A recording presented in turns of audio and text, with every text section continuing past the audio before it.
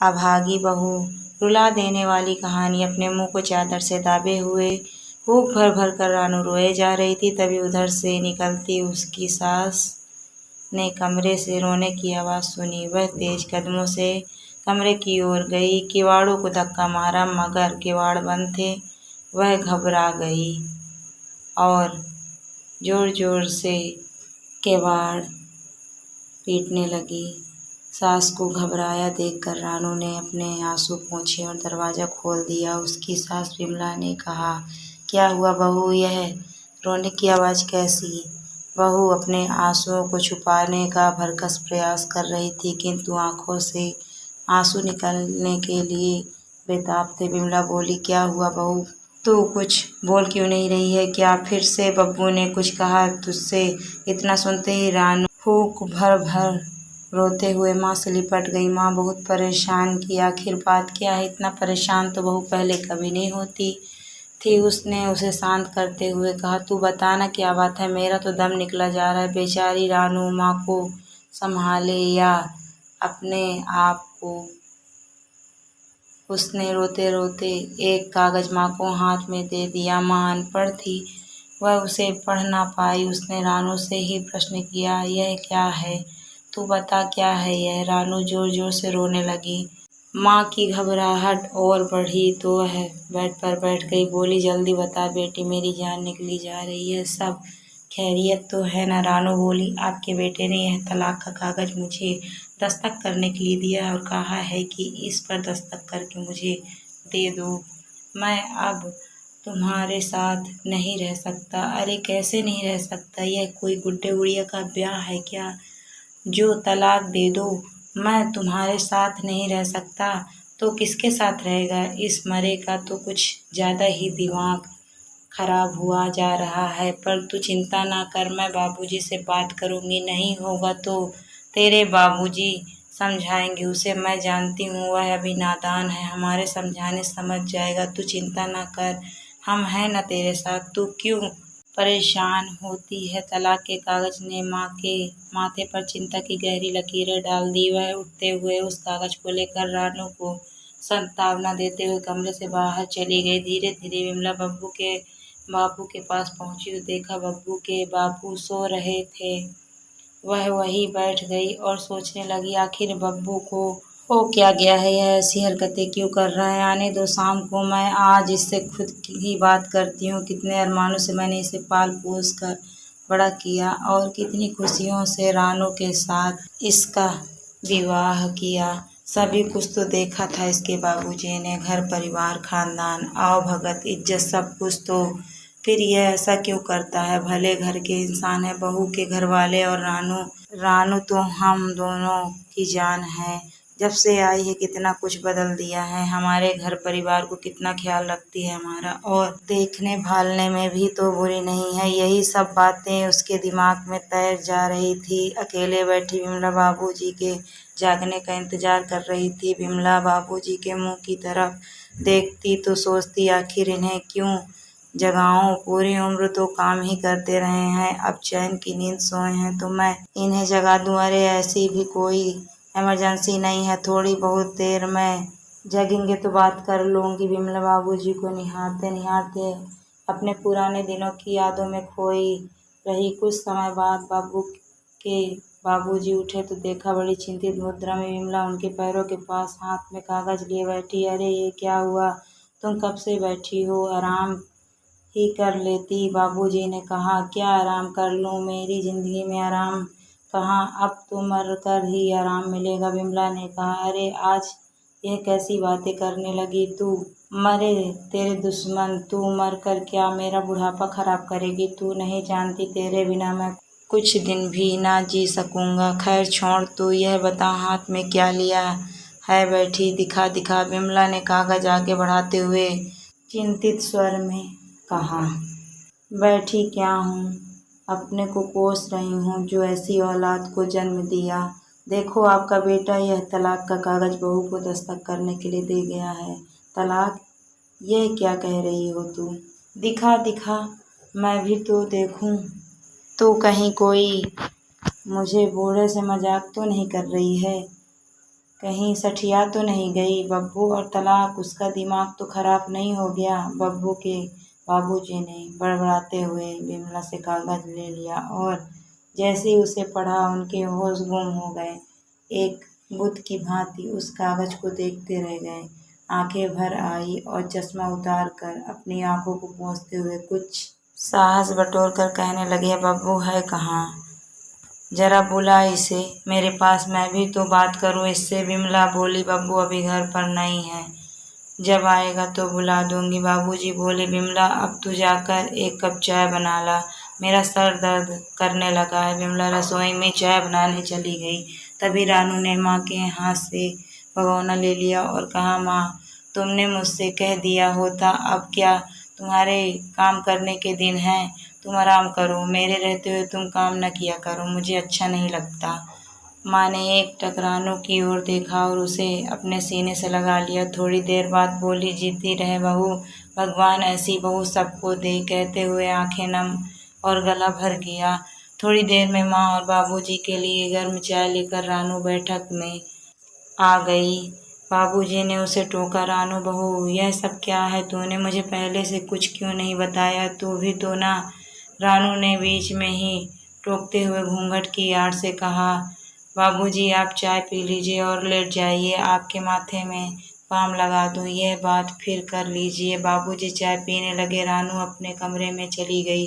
बाबूजी चाय पीते पीते विमला से कहने लगे, देख जरा अपनी बहू को कितनी गुणवंती है, और एक हमारे साहबजादे हैं जो उसके साथ रहना नहीं चाहते। ऐसे नालायकों के लिए तो ऐसी बहुएं होनी ही नहीं चाहिए। शाम हुई। जैसे ही बब्बू ने घर में प्रवेश किया, उसके बाबूजी ने उसे आवाज़ लगाई, बब्बू आ, बब्बू इधर आ, मुझे तुझसे कुछ बातें करनी है। बाबूजी की आवाज़ सुनकर बब्बू सीधे बाबूजी के कमरे की ओर बढ़ गया। बाबूजी को देखते ही बोला, जी बाबूजी, आपने मुझे बुलाया? बाबूजी ने कागज दिखाते हुए कहा, यह क्या है बब्बू? बब्बू उस कागज को देखता ही रहा और कुछ ना बोला। बाबूजी ने कहा, देख बब्बू, हमारे कुल खानदान में आज तक ऐसा नाटक नहीं हुआ जो तूने किया है। तुझे शर्म नहीं आती?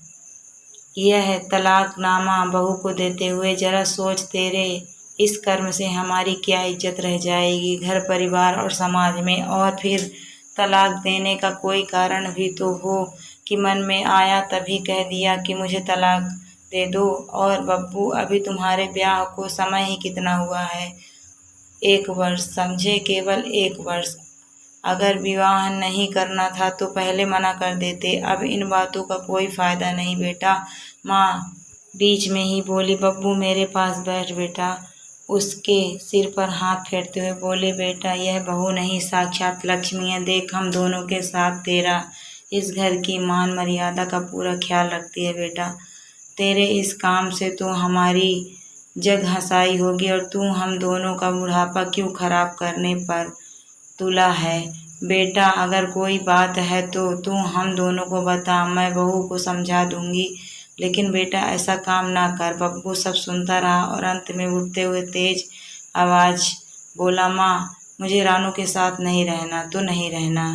मैं अब उसे इस घर में नहीं देखना चाहता। मैंने तलाकनामा तैयार कर दिया है, अब उसे इस पर अपने साइन करने ही होंगे। बाबूजी ने खून का घूंट पीते हुए धीरज रखकर कहा, बेटा तलाक की कोई वजह तो होती है, हम ऐसे ही किसी पर गलत आरोप कैसे मढ़ दें? और तूने ऐसा करने से पहले हमें बताना था, कुछ इतना समझा? मुझे तो इसके पीछे कुछ ही नज़र आ रहा है। और हाँ, अगर तुम्हें कुछ और नज़र आ रहा है तो क्या? रानू से मैंने शादी की है तो मैं ही उसे तलाक दे रहा हूँ, इसमें आप उसका पक्ष क्यों ले रहे हो?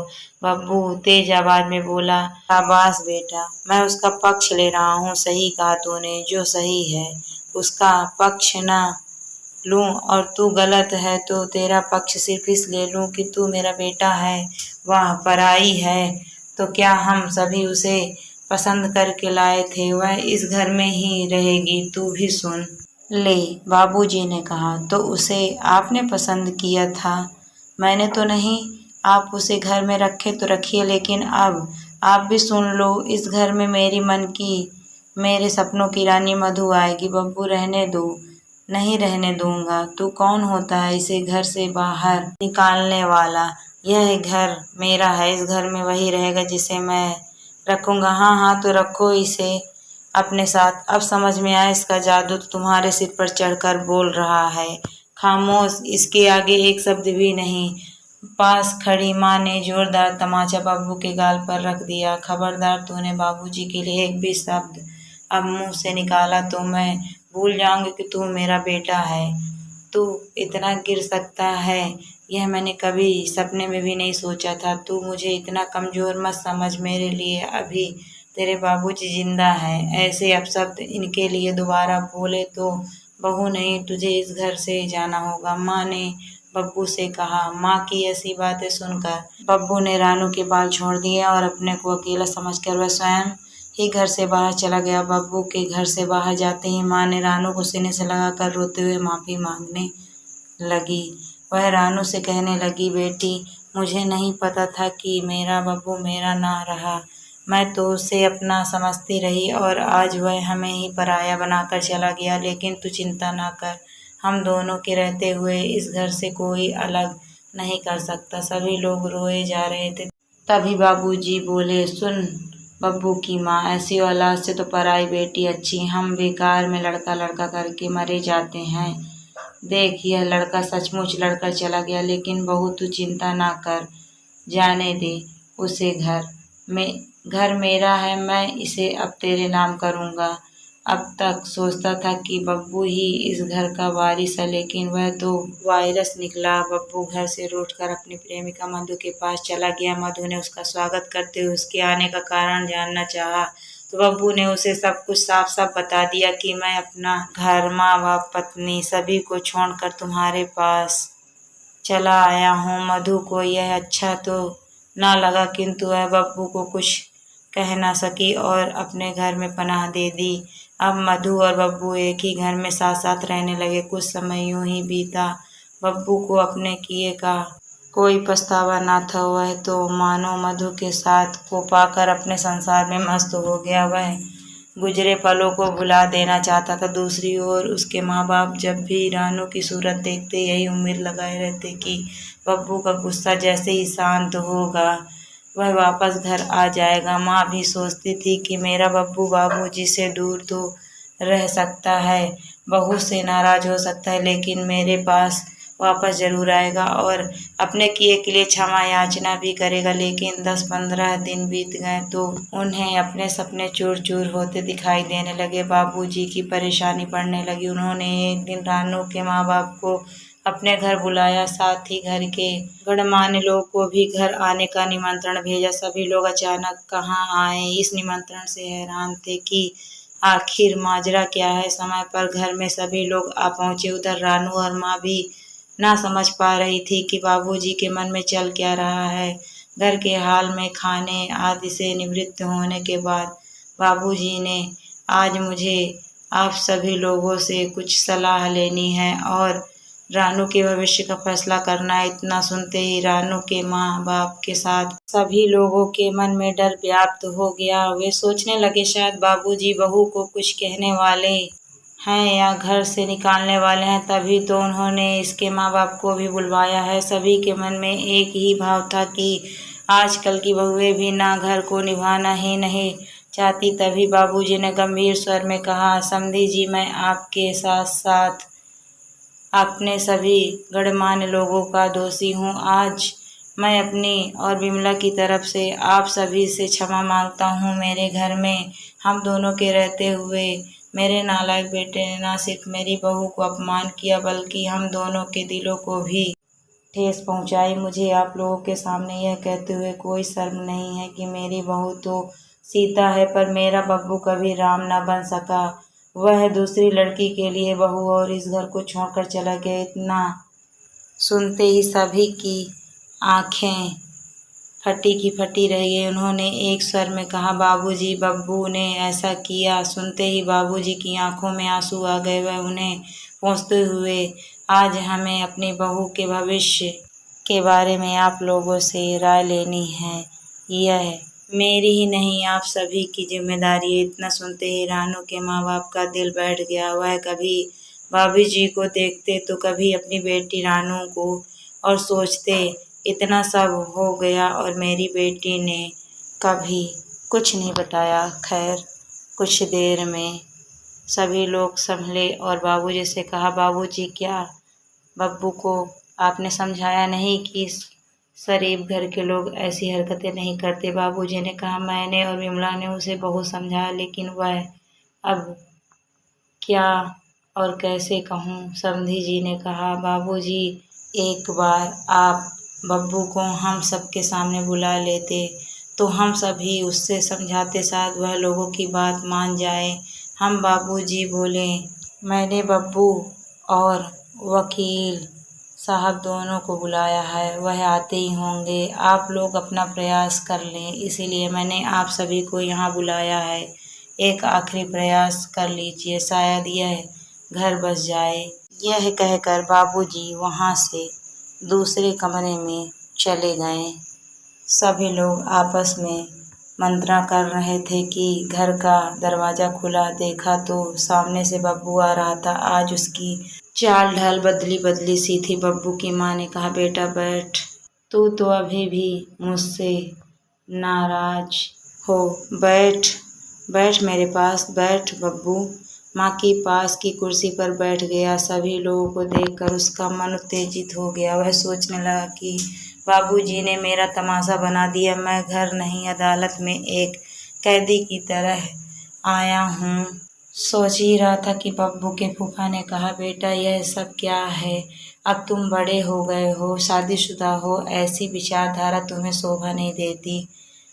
अन्य लोगों ने भी उससे अपने अपने तरीके से अपनी बातें कही, लेकिन बब्बू पर तो जैसे इन बातों का कोई प्रभाव ही नहीं पड़ रहा था। समय बीता जा रहा था, दोनों लोग अपने अपने तर्क पेश कर रहे थे और अंत में बब्बू ने कहा, मैं आप लोगों की पंचायत में पढ़ना नहीं चाहता, मुझे कहना था सो मैंने कह दिया।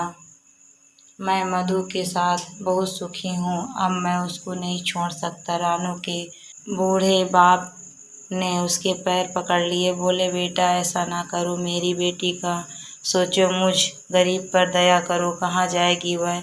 मैं किस मुंह से घर जाऊंगा? क्या कहूँगा गांव वालों को? सब मेरी लड़की का ही दोष मानेंगे। कैसे बीतेगी इसकी जिंदगी? कौन शादी करेगा इससे? तरह तरह के मिन्नतें करते रानू के बापू को धकेलते हुए बब्बू बोला, तुम्हें इसकी चिंता की क्या ज़रूरत है? इसके लिए तो बाबूजी हैं ना। इसका सुनते ही सभी लोग सन्न रह गए। बाबूजी वकील साहब के साथ कमरे से बाहर आ गए। बूढ़े माँ बैठी रह गई। बाबूजी ने कहा, नालायक, तुझसे मुझे और आशा भी क्या करनी चाहिए? तुझ पर तो इश्क का भूत सवार है ना। आप लोगों ने सुना और देख लिया इसका व्यवहार, यह सब कुछ भूल गया है, मान मर्यादा सब कुछ।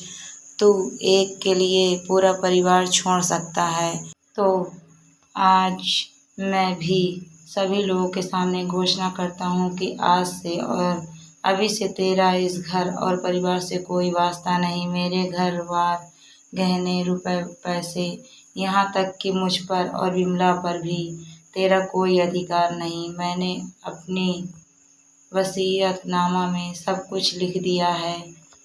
वकील साहब अपनी कानूनी कार्रवाई पूरी कीजिए। वकील साहब ने सारी शर्तें वसीयतनामा में पहले से ही लिख रखी है। उस पर बाबूजी के हस्ताक्षर के साथ गवाहों के हस्ताक्षर भी वकील साहब ने करा लिया। इतने पर भी बब्बू ने यह कहते हुए घर छोड़ा कि तुम्हें जो करना है वह करो, मेरा तुमसे कोई वास्ता नहीं। अरे जब तुम मुझे अपना ही नहीं समझते हो तो मैं भी तुम्हें अपना नहीं समझता। तुम लोगों से तो मधु और उसके परिवार वाले ही अच्छे हैं जिन्होंने मुझे समझा। बब्बू के जाने के बाद सभी लोग दुखी मन से विदा हो गए। अब रानू, उसके माता पिता और सास ससुर ही घर पर रह गए। बाबूजी ने कहा, समधी जी, हम बहुत शर्मिंदा हैं। अब आप रानू को अपने साथ ले जा सकते हैं, हमारी तरफ से स्वतंत्र है। रानू के पिता ने उनके हाथ जोड़े और निर्णय को रानू पर छोड़ दिया। अब रानू की सास ने उसका बैग तैयार कर दिया तो रानू अपने माँ बाप को छोड़कर अपनी सास को गले लगाते हुए बोली, माँ, मैं तुम लोगों को छोड़कर कहीं नहीं जाऊंगी। तुमने मेरे लिए अपने लड़के को त्यागा और मैं अपने घर चली जाऊं? नहीं माँ, नहीं, अब यह घर ही मेरा घर है। ऐसी ससुराल हर एक को नहीं मिलती। मैं आज धन्य हो गई जो मुझे एक नहीं दो माँ बाप मिले। आपने अपने वसूलों के लिए अपना बेटा छोड़ा और मैं अपने धर्म की खातिर अपना मायका छोड़ रही हूँ।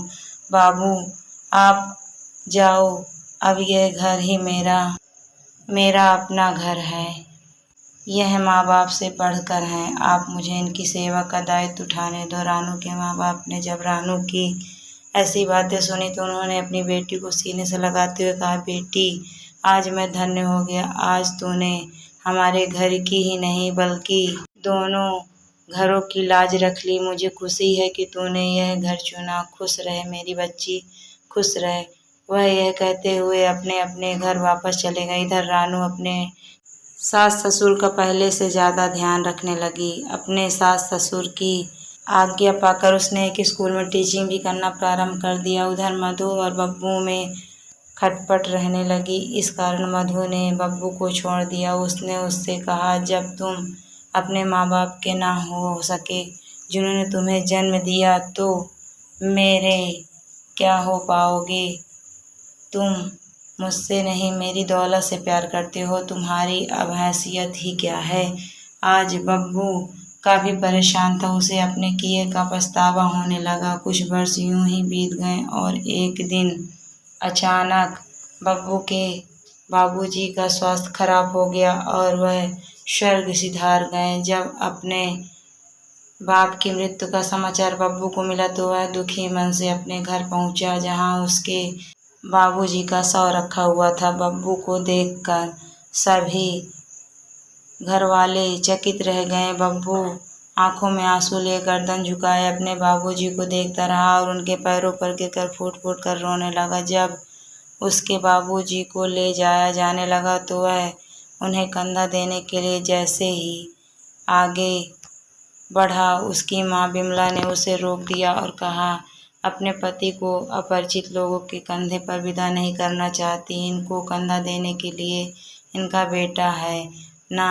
सभी लोग बिमला की ओर देखने लगे और तभी बिमला ने रानू को आवाज़ देते हुए कहा, रानू, जा बेटा, अपने बाबूजी को इन रस्मों को पूरा कर। वह तो तुझे अपना बेटा ही मानते थे ना, तो तू ही उन्हें मुख अग्नि दे। यह सुनकर बब्बू के अलावा वहां उपस्थित सभी लोग दंग रह गए। वह उनकी शव यात्रा में शामिल तो हुआ किंतु लड़का होने का फर्ज अदा न कर सका। दाह संस्कार के बाद सभी लोग वापस घर गए किंतु बब्बू वहीं बैठा बाबूजी की चिता को एकटक जलते देखता रहा। उसका सारा अहंकार उस चिता के साथ जलकर राख हो गया था। वह हाथ उठाकर आकाश की ओर देखने लगा और सोचने लगा, प्रभु, मैं भी कैसा बदनसीब हूँ जिसके दोनों हाथ भरे होने के बाद भी आज खाली हैं। सच में मैं आज अपनी इस दशा का स्वयं जिम्मेदार हूँ। मुझे इससे भी कठोर सजा दे। मैंने सबका दिल दुखाया, मुझे भला तू कैसे माफ़ कर सकता है? सब कुछ होते हुए भी वह दुखी रहा, हमेशा दुखी। उसे कुछ भी हासिल ना हो सका। बब्बू की इस भूल का पश्चाताप फिर कभी संभव ना हो पाया, कभी नहीं। दोस्तों, आपको कहानी कैसी लगी कमेंट करके ज़रूर बताइए। कहानी पसंद आई हो तो वीडियो को लाइक शेयर करें और चैनल को सब्सक्राइब करें। वीडियो को पूरा देखने के लिए आपका बहुत बहुत धन्यवाद।